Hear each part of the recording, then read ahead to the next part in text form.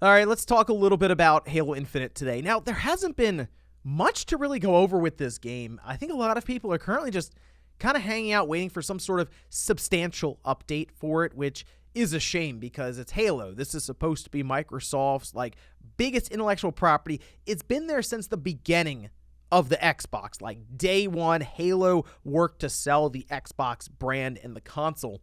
And now it kind of feels like a bit of an afterthought for Microsoft currently. And we're going to go over that here today along with an announcement that didn't exactly go over well with the community today. Guys, if you enjoy these videos, make sure that like button helps out a ton. And if you're new here to the Spawnwave Plus channel, make sure you subscribe down below. So first of all, let's talk about some of the responses to the community manager, director, who did at least try to put out some sort of explanation as to what's going on right now with 343. This was posted up over on the Halo subreddit. This from Brian Gerard. Said there are indeed a lot of challenges and constraints. We're certainly not happy to be unable to meet player and community expectations. A difficult situation that's going to take the team time to work through. Right now, the focus is on Season 2, and we'll have more to share on that in the coming weeks. Meanwhile, a lot of production planning, costing planning, hiring, etc. is all happening, which doesn't really lend to detailed regular updates. We understand the community is simply out of patience and, frankly, I think understandably tired of words. We just need some time for the team to get the details sorted, and then we can certainly share as much as we can. You can see here, got downvoted 77 times as of this recording, and yeah, it's kind of expected because it didn't really show up with any meaningful update. It was just, as he said, just words.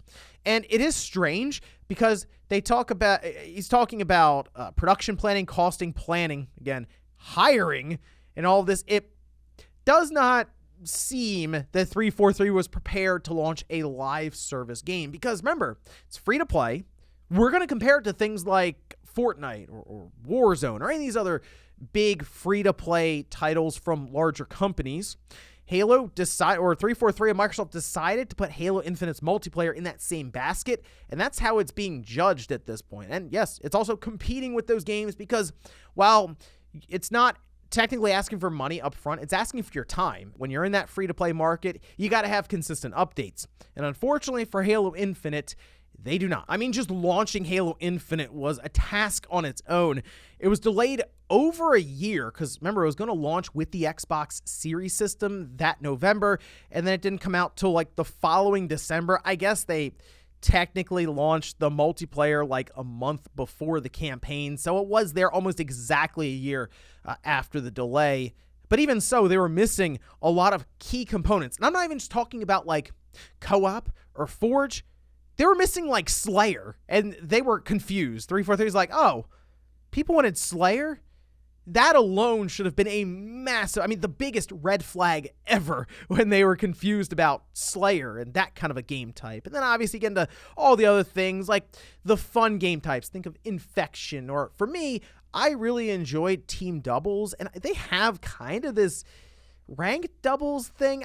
They certainly don't have a focus on it, but that was a lot of fun to go into a game type with one friend and you guys try to work together to, of course, rank up. And that was, to me, a big game mode, or one that I would consistently go to back in Halo 3, and seeing it just really not being at least somewhat of a focal point here was kind of annoying to me. I was willing to look past that, though, if they were indeed going to be updating this game consistently.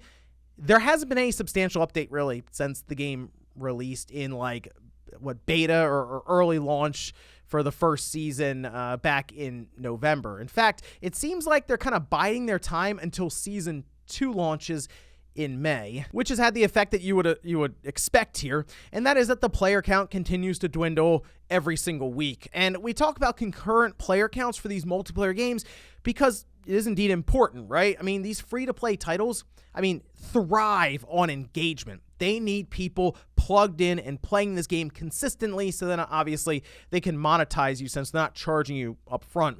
And they've at least been good about updating the cash shop, and that brings up a lot of questions as well with this model. But seeing 5,000 people playing as of basically an hour ago, with the 24-hour peak at just over 9,000, not exactly great considering the peak was 256,000. It's not going to be 250 some odd thousand people all the time. That was obviously the big spike from when it first released, but even on like the Xbox chart, it continues to fall down when it comes to most played games. So we have this free-to-play game from 343, who to me hasn't done the best job with Halo in the past. I was not a fan of Halo 5, and seeing them go the route of free-to-play isn't great now that we're kind of realizing, ooh, that probably wasn't the original plan, and in this very mismanaged development is all we can say, just looking from the outside in, they certainly weren't prepared for this. So we assume there are going to be some big updates coming, and that puts a lot of pressure on them for Season 2, but then you also figure, well, maybe they'll just drop some sort of announcement of a new map, just something substantial to tide people over. Well, they decided it'd be a good idea to announce a cookbook. And this was over on Twitter from the official Halo account.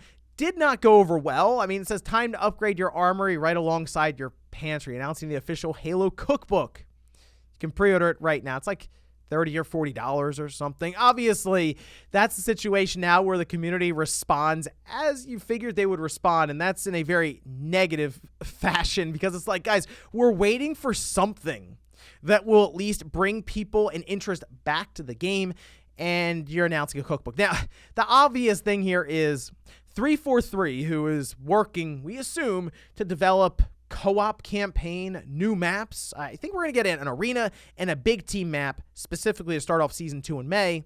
They're not making this cookbook. This is licensed out and they're advertising it, but it is that situation of like, maybe read the room here. And at this point, to me, there's a lot of pressure on Season 2. I know a lot of people will say, hey, it's free to play. You can't criticize it that heavily, but I mean, I push back and say, hey, this is Halo. Like, this is supposed to be the big intellectual property from Microsoft, what they've staked the entire Xbox system on since the beginning. So, yeah, there's a lot of pressure on Season 2. Sure, bringing co-op to campaign, I get it. People want co-op. I think right now, from what we've seen from 343, the most important thing that they can get out is Forge mode. The reason I say that is because we're seeing that they're not able to update this game consistently, at least in the early going. Now, in the next year or so, that could improve when they get the workflow down because they weren't ready for launch. The game, delayed a year, still wasn't ready. Maybe in a year or two, everything will be a bit more figured out and they're able to consistently get content out there with these different seasons and also between seasons with better events. But right now, they got to turn the community. And back with Halo 3, Bungie was very good at that. Yes, they had Forge from the beginning, which was like this new awesome thing, but they're really good at promoting and even taking different game types that the community created and working them into playlists and really, I mean, just really putting a focus on the community first. And I think that's something we're missing here with Halo Infinite right now. So I know people want co-op, and maybe that is, I would assume, easier to implement than Forge, but Forge has to get here sooner rather than later, 343. I mean, you got to go all in on this currently and get this out there. I would even say over new maps. And the reason I say that is because if you have Forge, you would assume people would be able to create new maps on their own and put them out there. You might have people recreating the Pit or Guardian or other places if the tool set is good enough. And right now, there's no map that I look at in Halo Infinite that hits the way Pit does, or Zanzibar, or Hang 'em High, or even like Blood Gulch. And they tried to make kind of like a Blood Gulch level, but it still just doesn't feel the same. So to me, that's where the focus needs to be, is Forge.